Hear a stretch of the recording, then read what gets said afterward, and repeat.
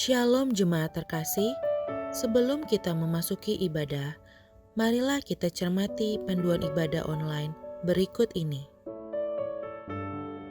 Pilihlah tempat atau ruang nyaman yang tenang dan terhindar dari hal-hal yang dapat mendistraksi keikutsertaan beribadah. Siapkan hati dalam doa sebelum mengikuti ibadah sambil tenangkan pikiran agar terfokus pada jalannya ibadah. Sedapat mungkin, gunakan gadget atau media online yang hanya mengakses link ibadah yang sedang berlangsung tanpa adanya distraksi dari hal-hal lain seperti panggilan telepon, notifikasi-notifikasi dari messenger atau media sosial, atau panggilan telepon rumah, dan sejenisnya. Mengikuti ibadah dengan mengakses tepat waktu karena setiap bagian liturgi dari ibadah itu penting dan merupakan kesatuan ibadah yang utuh. Selama ibadah berlangsung, jagalah ketenangan dan ketertiban. Ikut sertalah dalam setiap mata liturgi yang ada sesuai petunjuk yang ditayangkan dalam ibadah online tersebut. Ajaklah keluarga dan rekan lain untuk bersama mengikuti ibadah online dan bimbinglah anak-anak untuk mengikuti ibadah dengan tenang. Selamat mempersiapkan diri. Selamat memasuki ibadah.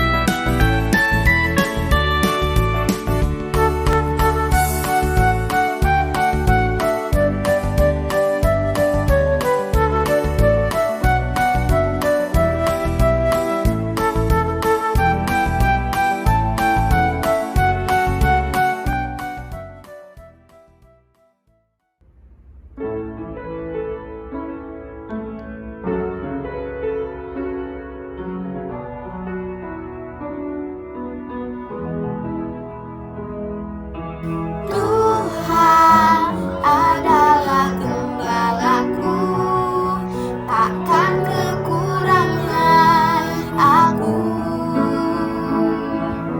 Ia membaringkan aku di padang yang berumput hijau. Ia membimbingku ke air yang tenang. Ia menyegarkan jiwaku.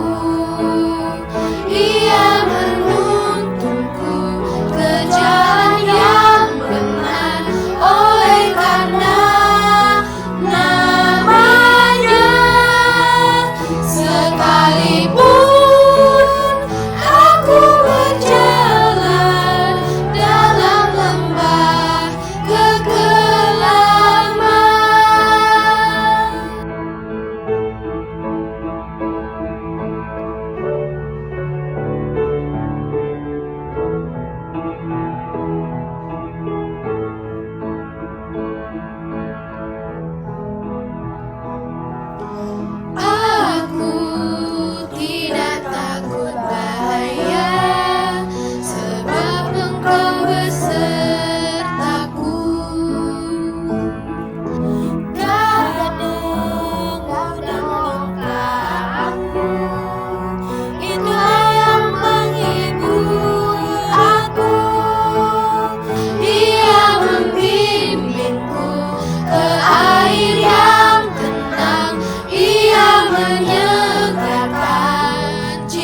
aku.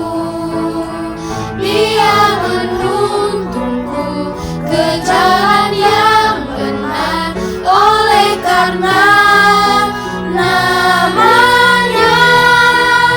Sekalipun aku berjalan dalam lembah kegelapan, dan aku pun akan diam dalam rumah Tuhan sepanjang masa.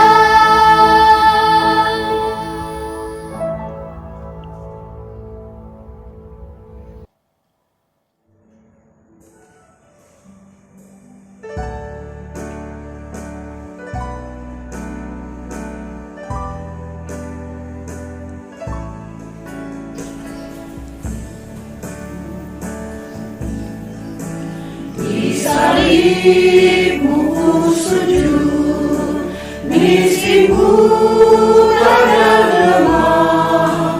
Yesus kau harapanku, agar aku selamatlah. Ku percaya padamu, anak domba Golgota. Di salibmu ku sujud, diriku selamatkanlah.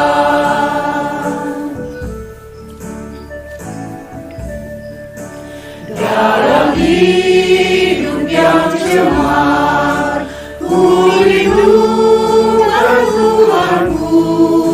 Suara Yesus terdengar, ku hapuskan dosamu.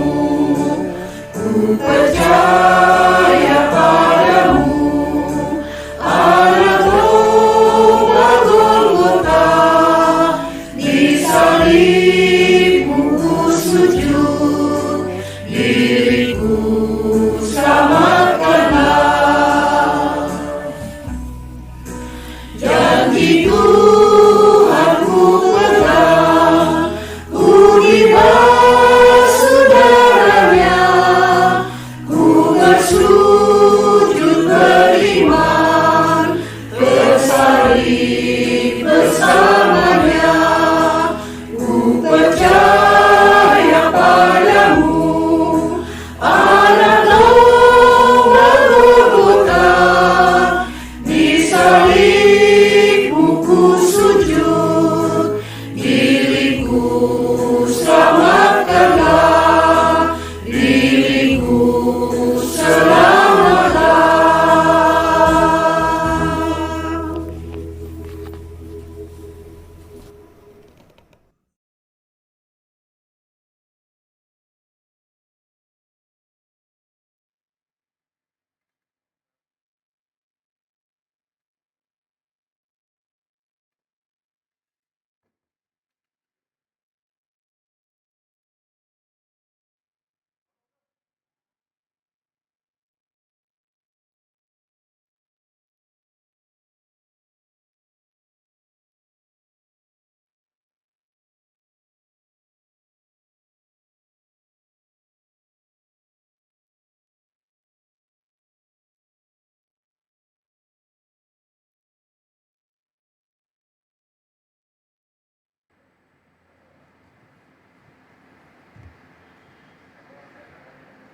Salam,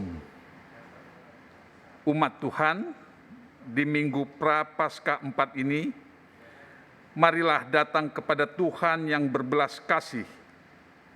Bukalah hidupmu bagi Tuhan yang penyayang, bertobatlah di hadapan Tuhan yang penyabar. Puji dan muliakanlah Tuhan, Sang Maha Tabib yang memulihkan.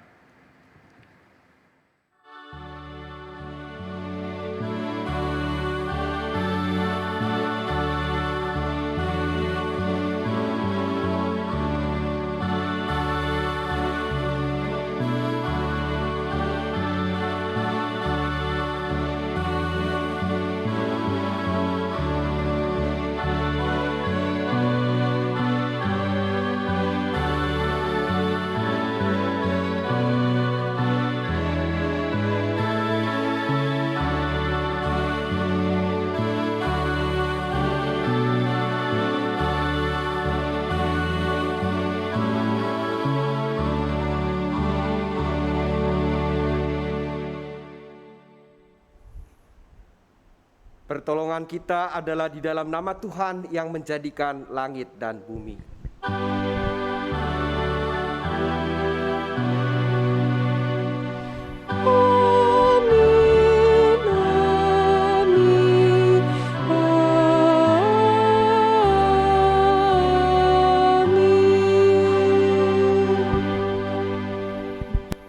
Tuhan beserta saudara. Dan beserta saudara juga. Sebagai orang percaya, kita rindu mengalami pemulihan dari hukuman dosa agar relasi kita dengan Tuhan, ciptaan lain, sesama, dan diri sendiri dapat kembali utuh. Namun, pemulihan itu kadang sulit dirasakan. Kita cenderung mengandalkan pengetahuan, kekuatan, dan kemampuan sendiri. Padahal semakin kita mengandalkan diri sendiri, semakin jauh kita dari anugerah Allah. Marilah membuka diri dan hati kita di hadapan Allah. Biarkan Allah melihat kedalaman hati kita. Kita berdoa. Umat berdoa secara pribadi.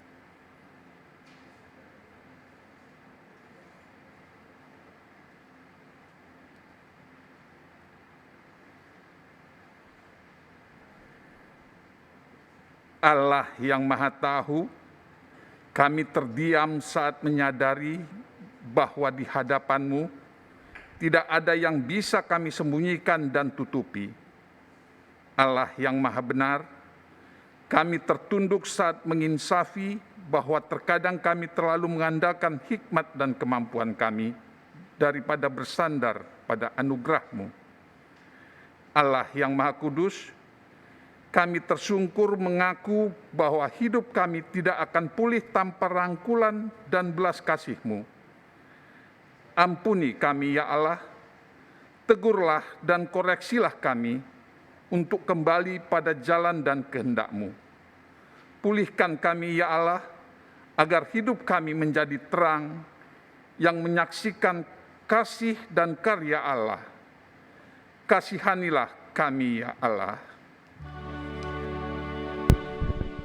Kasihani kami ya Tuhan. Di dalam nama Tuhan Yesus Kristus kami berdoa. Amin. Dengan berdiri, kita mendengar berita anugerah pengampunan dosa yang berlaku bagi kita yang telah mengakui dan menyesali dosa kita. Dengarkanlah seruan Yehezkiel 18 ayat 21 sampai 22. Tetapi jikalau orang fasik bertobat dari segala dosa yang dilakukannya dan berpegang pada segala ketetapanku serta melakukan keadilan dan kebenaran, ia pasti hidup. Ia tidak akan mati. Segala durhaka yang dibuatnya tidak akan diingat-ingat lagi terhadap dia. Ia akan hidup karena kebenaran yang dilakukannya. Di dalam Kristus engkau telah diampuni. Di dalam Kristus engkau pun telah diampuni. Damai Kristus bagimu. Damai Kristus bagimu juga.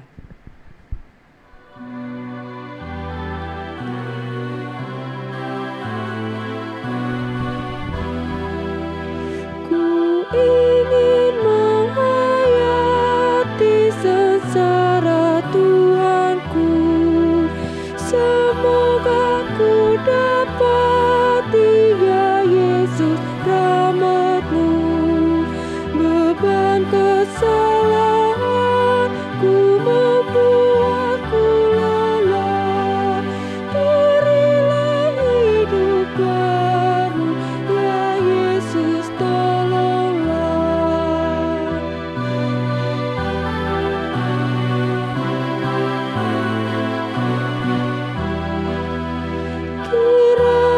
Kau sembuhkan hatiku yang sedih,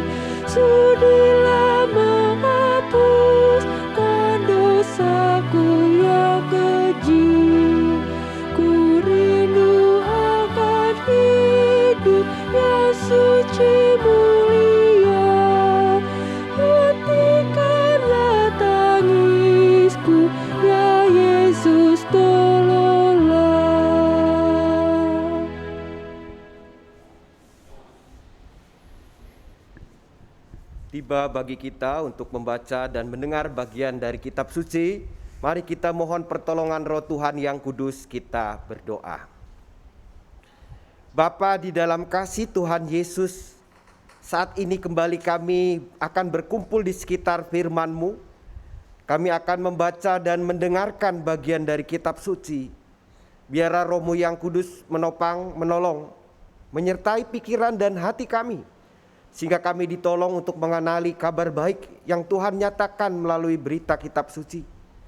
Dan melaluinya juga kami ditolong oleh Roh Tuhan yang kudus untuk senantiasa memperbarui kehidupan kami seturut dengan hikmat-Mu.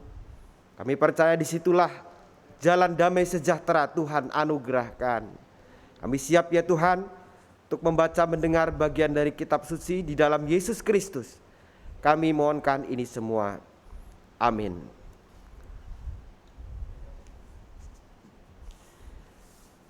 Bacaan Injil diambil dari Injil Tuhan kita Yesus Kristus menurut Yohanes pasal 3 ayat 14 sampai 21.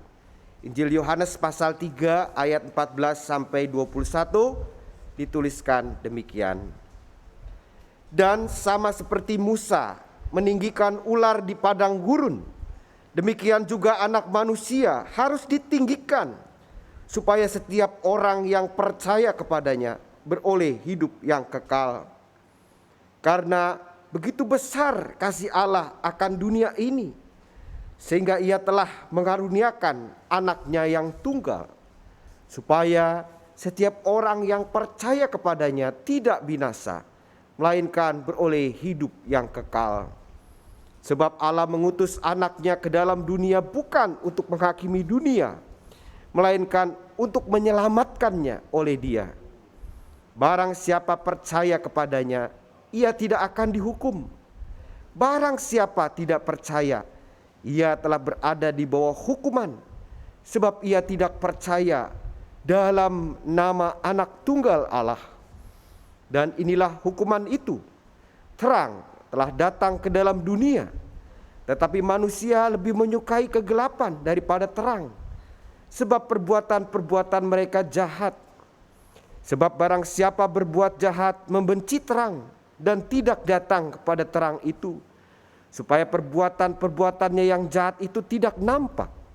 Tetapi barang siapa melakukan yang benar, ia datang kepada terang, supaya menjadi nyata bahwa perbuatan-perbuatannya dilakukan dalam Allah. Demikianlah Injil Yesus Kristus. Berbahagialah mereka yang mendengarkan firman Allah dan yang memeliharanya. Hosana.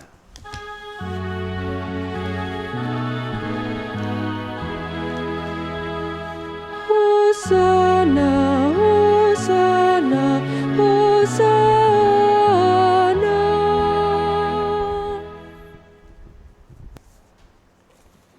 Bu Bapak, saudara-saudari yang dikasihi Tuhan, sebagai manusia Allah menciptakan kita dengan sangat luar biasa. Allah berikan kita akal budi, perasaan, dan kemampuan. Di samping kekaguman, pernahkah kita menyadari bahwa apapun kehebatan dan sebagainya, kita sebagai manusia itu punya hal yang sama menyedihkan. Menyedihkan. Apa itu Ibu Bapak? Manusia tidak perlu diajari untuk berbuat jahat.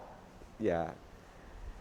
Waktu kita jalan ya di perjalanan itu di ruko-ruko biasanya ada bimbingan belajar ya. Nah, itu dikasih tahu untuk tergantung mau belajar apa ya, menjahit, apa belajar terkait pelajaran gitu. Tidak ada kita jumpai di sini terima kursus untuk mencuri, terima kursus berdusta, nggak ada ya. Mungkin ibu bapak berkomentar, ya iyalah mana ada yang ngajarin yang jahat. Tapi memang kenyataannya kita tidak perlu diajari untuk berbuat jahat. Kalau kita kemudian merenungkan, kenapa kok kita jadi jahat? Mungkin ada yang mengatakan, ya itu karena keluarga saya dididik dengan kekerasan, misalnya begitu. Menyalahkan orang-orang sebelum. Atau juga orang-orang di sekitar Ya, kenapa kamu melakukan ini? Misalnya ya, seorang pemuda melakukan tindakan kejahatan. Habis saya salah pergaulan Pak, ya, menyalahkan orang-orang di sekitar. Atau juga ada yang menyalahkan orang-orang yang sudah menyakiti. Kenapa kok kamu belum mengampuni suami atau istrimu? Ya karena dia sudah terlebih dahulu menyakiti saya, enak saja. Seharusnya saya bisa membalas lebih keras lagi. Itu mungkin hal-hal yang akan orang-orang tempuh ketika dia menyadari ada di dalam kejahatan. Tetapi ibu bapak saudara-saudara, kalau kita menyalahkan orang lain, itu tidak akan membuat kita lepas dari masalah yang sudah berlangsung sepanjang bumi ini ada. Coba minggu ini kita kembali ingat, apa sih kejahatan-kejahatan yang sudah kita lakukan? Kalau di dalam surat Efesus 2 ayat 1 sampai 10, mudah-mudahan ibu bapak sudah membacanya ya. Efesus 2 ayat 1 sampai 10 dituliskan di sana, kejahatan manusia itu adalah lebih menyukai kegelapan, membenci terang, tidak dapat menahan hati, mengeluh, mengikuti yang jahat, kehendak daging, pikiran yang jahat, memegahkan diri, hidup semau-maunya. Itulah antara lain kejahatan manusia yang dicatatkan, disarikan oleh Alkitab. Hal-hal seperti itu. Hal-hal di mana kedirian kita lebih mendominasi ketimbang kehendak Allah. Kalau kita lihat kejahatan manusia yang dicatat di Alkitab, bibit dosa itu adalah pementingan diri sendiri. Ketika misalnya iblis menggoda dan meyakinkan kita tidak butuh tuntunan Allah.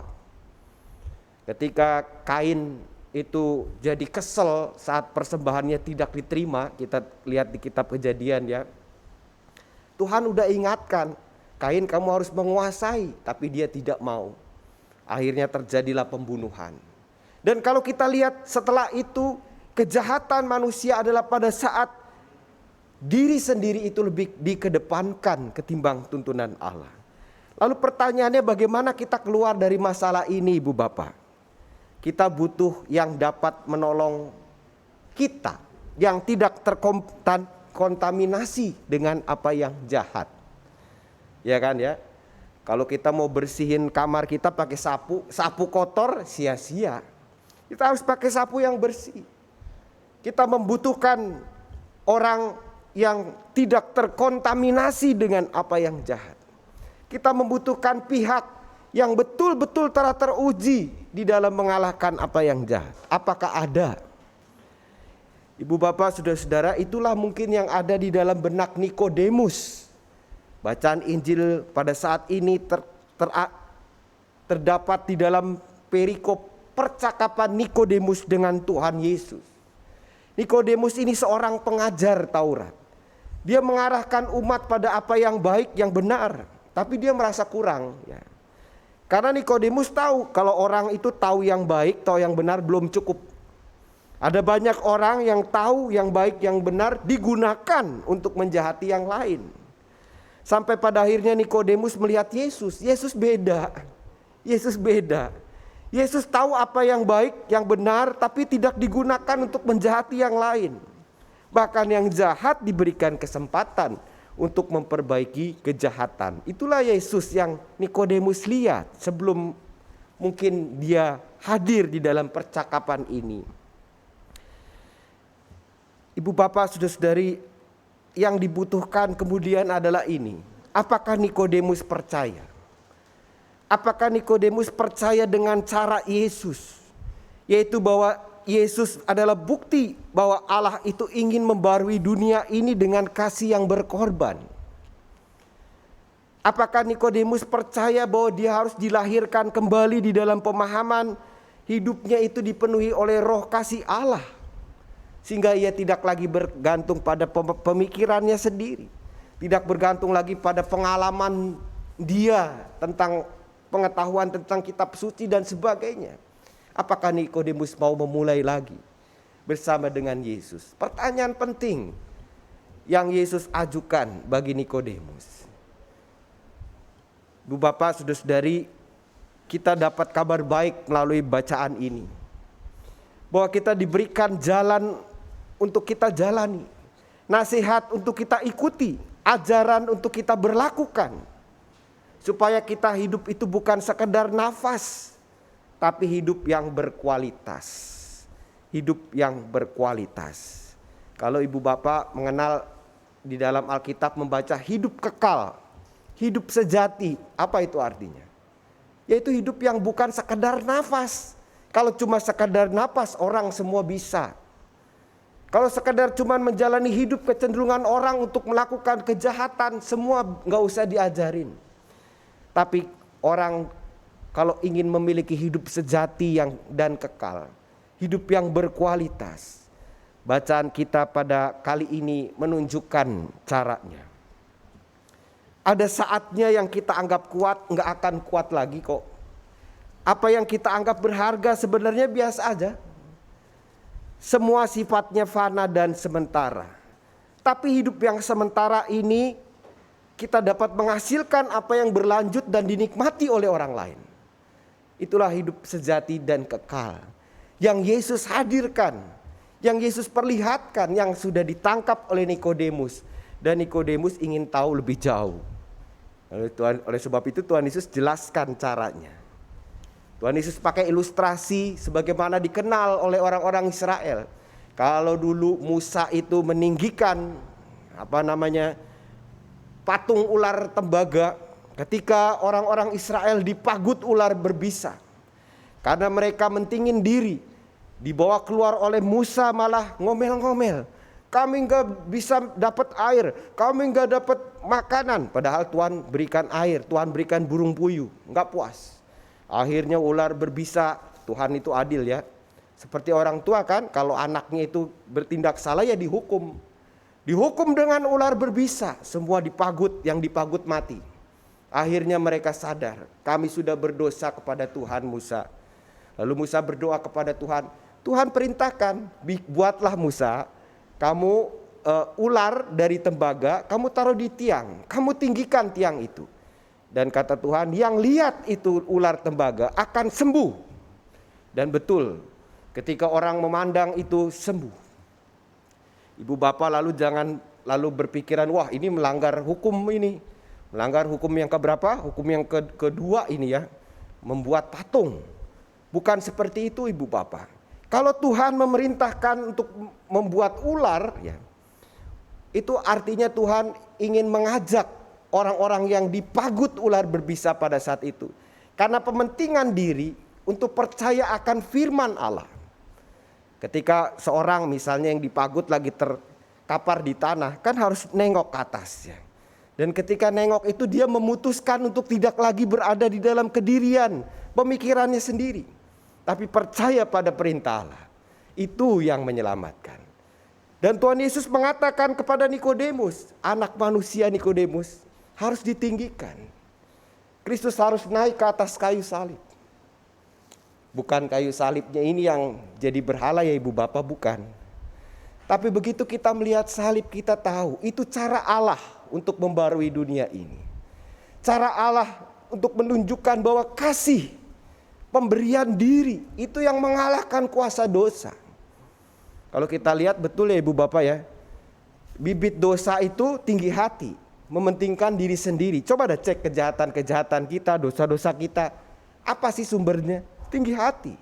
Saat diri kita itu yang utama. Dan itu pasti akan kalah dengan kuasa salib. Salib itu memberi diri. Itu sebabnya kita mengagungkan. Itu sebabnya kita membuat salib itu menjadi simbol utama di dalam iman kita. Kita tahu inilah obat dari pagutan dosa di dunia ini. Dan Tuhan Yesus katakan itu kepada Nikodemus. Ayo Nikodemus, ayo melangkah keluar dari pikiran kamu sendiri. Ayo lahir secara baru dengan mengikuti jalanku. Jalan salib itu harus menjadi jalan kita juga ibu bapak. Jalan yang kita susuri bersama dengan Kristus. Kerendahan hati untuk mengakui bahwa jalan yang Allah berikan itu jalan keluar yang paling baik untuk lepas dari kuasa dosa. Tuhan Yesus mengatakan yang mau ikut aku harus sangkal dirinya, pikul salib ikut aku. Artinya kita harus mau berjalan di belakang Kristus. Kalau Kristus memberikan dirinya berkorban, maka kita pun menunjukkan hidup yang berkorban. Itulah yang membuat kita lepas dari kebodohan dosa. Dengan iman kita melihat salib Yesus, percaya, dilanjutkan dengan ikut Dia, kita akan lepas dari pagutan dosa. Sebagaimana Tuhan Yesus bangkit dari kematian, kita juga akan bangkit dari kematian rohani. Kita tidak lagi menambah kegelapan budaya hidup yang bernuansa kematian. Kalau orang yang rendah hati paham makna salib, pasti kata-katanya itu adalah kata-kata yang menunjukkan budaya hidup. Bukan kata-kata kutuk, kata-kata meremehkan, enggak. Kalau orang yang rendah hati melihat salib Kristus, maka pikirannya tidak lagi memikirkan apa yang baik buat dia saja, tapi dia juga memikirkan apa yang baik buat orang lain. Tidak mudah ia berperasaan negatif. Dia terbuka lebar untuk melihat apa yang baik di dalam diri orang lain. Pertanyaan untuk kita gumuli pada saat Minggu Prapaskah keempat ini. Maukah ibu bapak, saudara-saudari dan saya dipulihkan dari pagutan dosa? Maukah kita merendahkan hati, percaya kepada Yesus dan kuasa kasih-Nya yang diberikan secara gratis, yang akan mengubahkan cara kita berpikir, merasa dan bertindak? Maukah? Apakah kita mau melakukan perbuatan yang benar? Bukan melulu membenarkan diri, tapi dilakukan di dalam kasih Allah.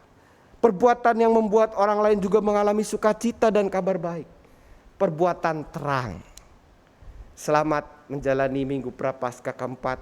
Selamat lepas dari pagutan kuasa dosa. Karena kuasa kasih Allah yang besar melalui kehadiran anaknya Kristus yang kita percaya dan kita ikuti. Tuhan menolong kita. Amin.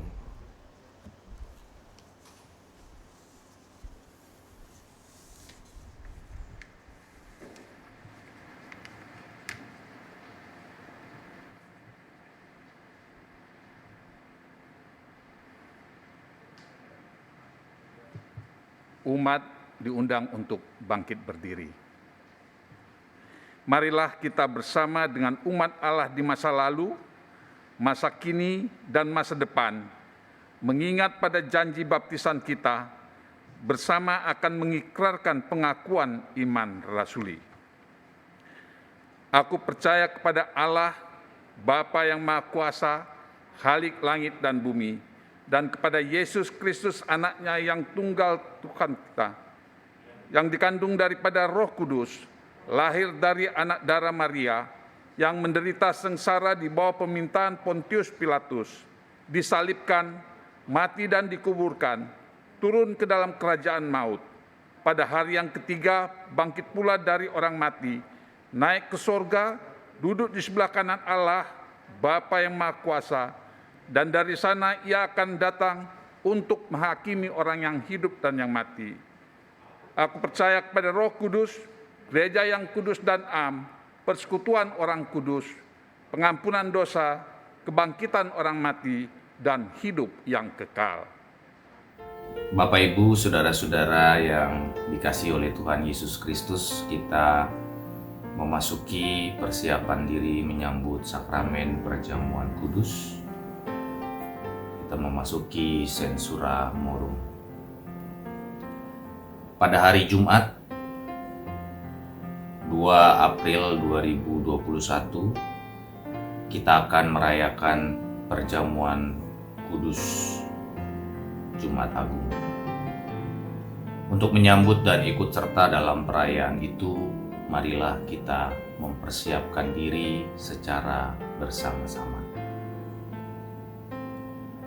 Pada perjamuan malam terakhir, Kristus menghendaki kita merayakan perjamuan kudus untuk mengenangnya. Mengenang Kristus berarti mengalami kehadirannya seperti murid-muridnya yang dulu mengalami kehadirannya. Mengenang Kristus juga berarti menyadari secara pribadi seluruh kehidupan Kristus yang diberikannya bagi keselamatan dunia. Sejak Ia lahir, melayani, menderita sengsara, mati, dibangkitkan, dan dimuliakan di sorga. Marilah kita merenungkannya. Apakah saudara benar-benar rindu untuk berjumpa secara pribadi dengan Kristus? Untuk mengalami kasih, kuasa, dan kebenarannya yang membaharui hidup saudara? Apakah saudara menghayati bahwa seluruh kehidupan dan karya Kristus, yaitu kelahirannya, pelayanannya, penderitaannya, kematiannya, kebangkitannya, kenaikannya ke sorga sampai dengan kedatangannya kembali terkait erat dengan kehidupan saudara?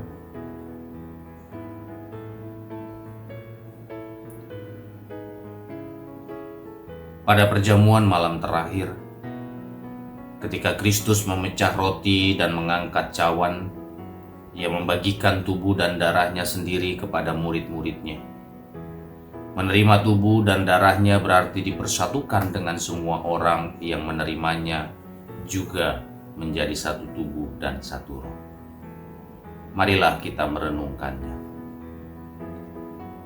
Apakah saudara menghayati bahwa Kristus adalah kepala seluruh kehidupan saudara dalam hidup berjemaat dan bermasyarakat, dalam keluarga dan pekerjaan saudara? Apakah saudara menghayati bahwa saudara adalah anggota tubuh Kristus yang saling mengasihi seorang terhadap yang lain?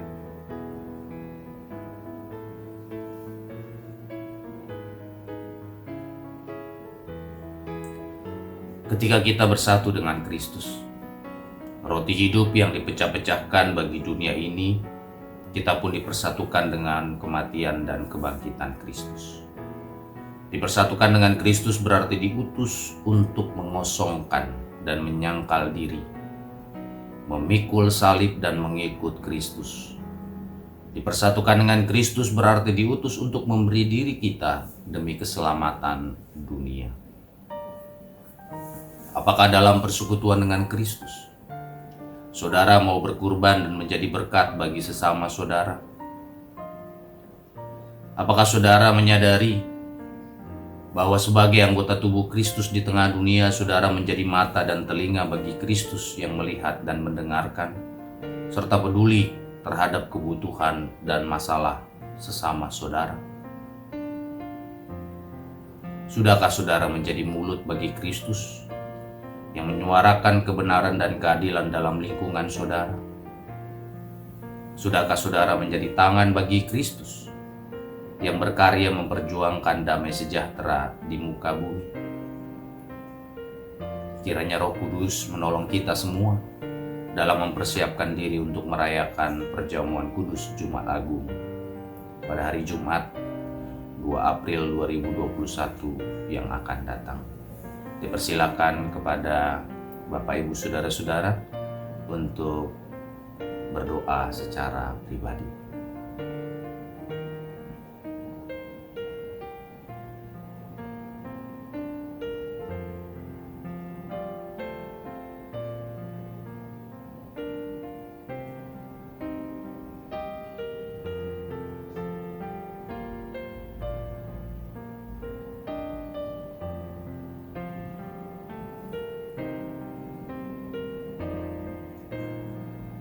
Kami menyerahkan sepenuhnya ke dalam tangan Tuhan apa yang boleh menjadi kesempatan yang baik, terutama setiap diri kami mempersiapkan hati, pikiran untuk dapat menerima undangan sakramen perjamuan kudus.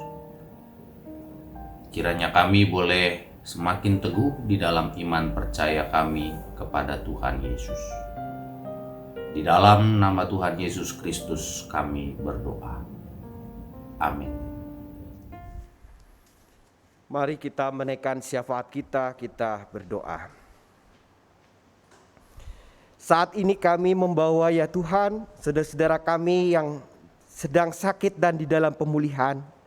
Kami mengingat Ibu Anastasia Nurwati, Bapak Hendra Hidayat, Bapak Arnold Yemanu, Bapak Eko Cahyo Budi, Bapak Yanuar Lemual, Ibu C. Tambunan, Bapak Halomuan Tamba, Penatua Hinsa Mei Hutagalung, Saudara Immanuel Antoni Irawan, Saudara Yosua Riandi Irawan, Bapak Jeffrey Alatumahina, Ibu Agnes Simatupang, Saudari Heriuka Tampu Bolon, Ibu Susi Wijanarko, Bapak Simbolon Jawak, Bapak YB Gunawan, Bapak Tatang Kusmana, dan saudara-saudara kami yang juga kami ingat, kami sebut dalam hati namanya saat ini, di dalam pemulihan kesehatan mereka, ataupun mereka harus minum obat, melakukan terapi. Tuhan, kami percaya kuat kuasa Tuhan memberkati dan memperlengkapi obat-obatan yang dikonsumsi, terapi yang dilakukan, advis medis, semuanya Tuhan sempurnakan.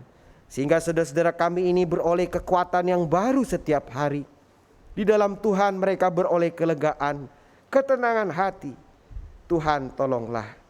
Berkati juga saudara-saudara yang mendampingi merawat ya Tuhan. Berikanlah juga kesabaran, kesehatan, semua yang mereka butuhkan. Mereka menjadi kepanjangan tangan kasih Tuhan, juga yang menguatkan bagi saudara-saudara kami di dalam pemulihan kesehatannya.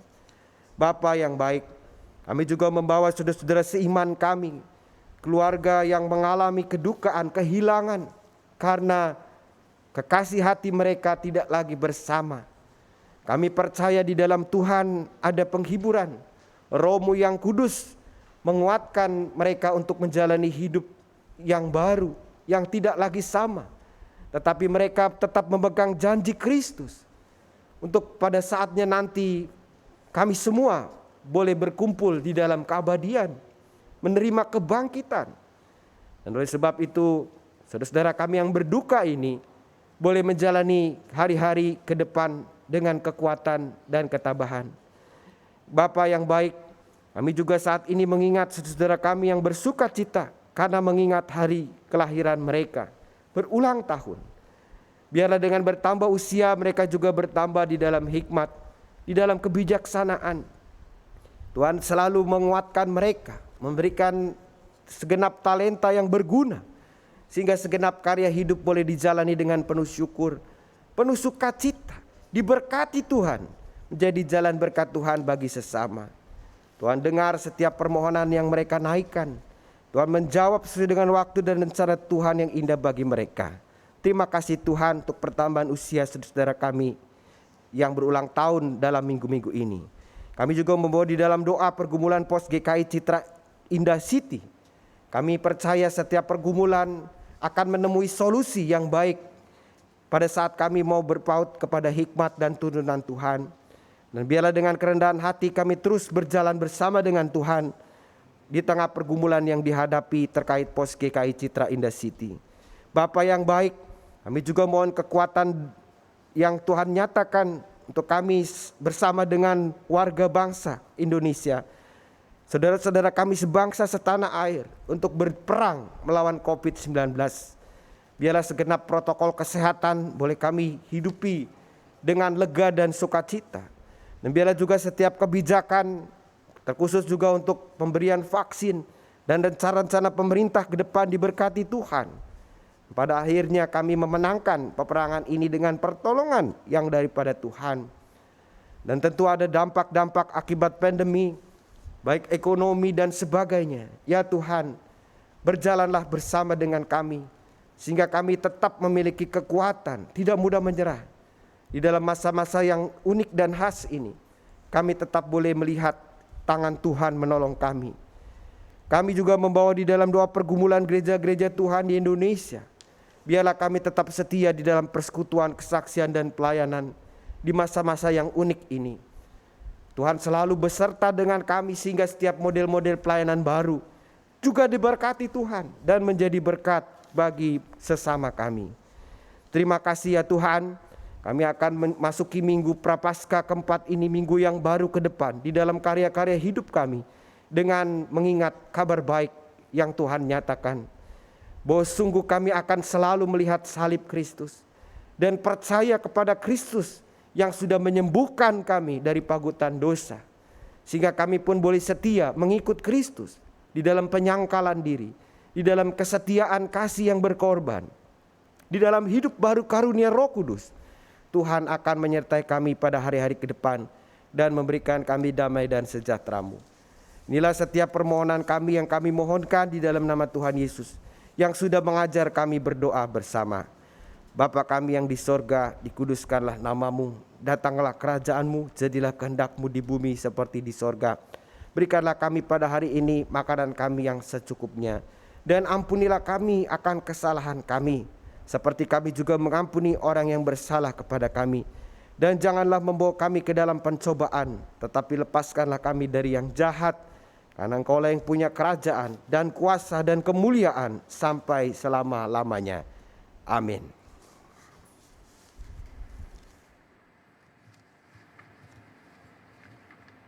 Firman Tuhan telah mengajar dan mengajak kita untuk mengalami pemulihan darinya.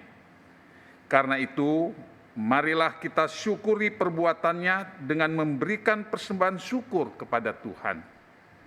Mazmur 116 ayat 12-14 mengatakan, "Bagaimana akan kubalas kepada Tuhan segala kebajikannya kepadaku?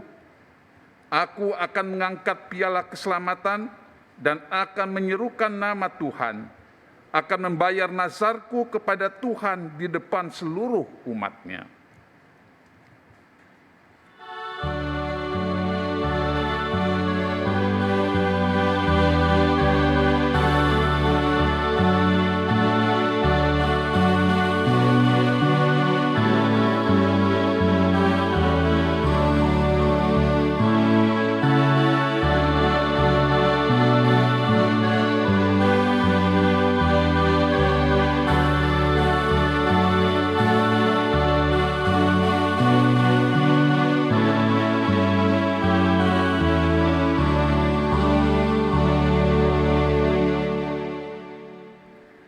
Terima kasih Tuhan, Engkau begitu baik dan mengasihi kami.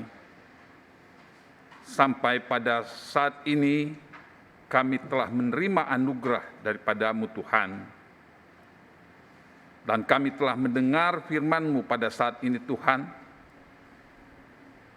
Karena itu Tuhan, kami memberikan persembahan dari hati kami yang tulus dan ikhlas Tuhan.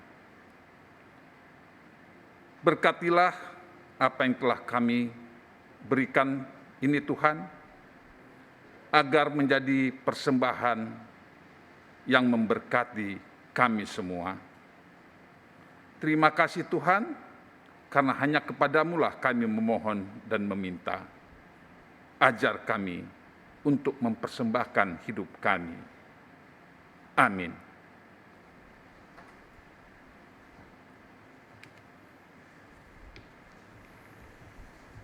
Ibu bapak, saudara-saudara, hayatilah pemulihan hidup dari kuasa dosa.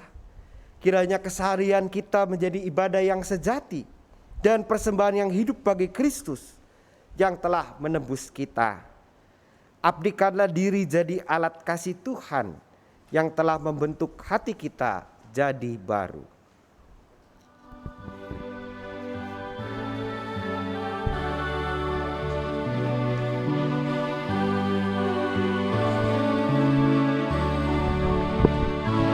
Kami bangkit dari abu, dari salah dan celah, bangkit lagi dari abu, dipulihkan oleh-Mu. Jerit tangis kami Tuhan, telah Kau perhatikan. Hati yang remuk Kau bentuk jadi hati yang baru.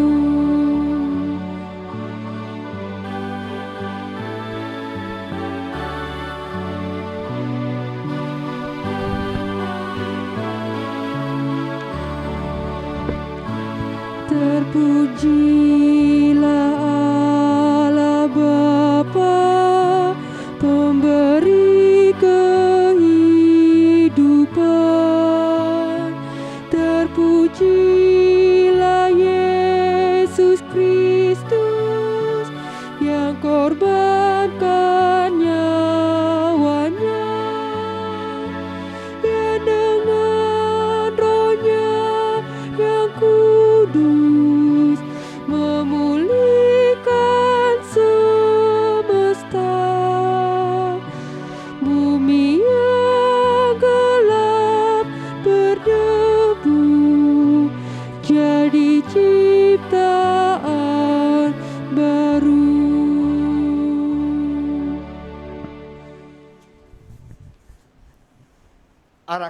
hati kepada Tuhan.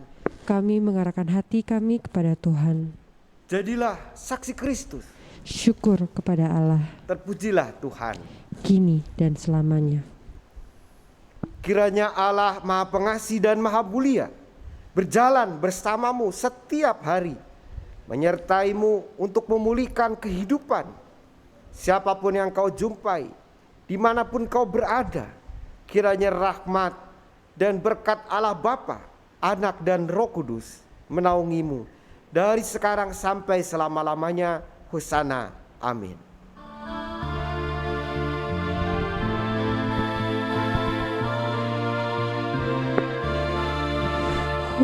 Hosana, Hosana, Hosana, Hosana, Hosana, Hosana,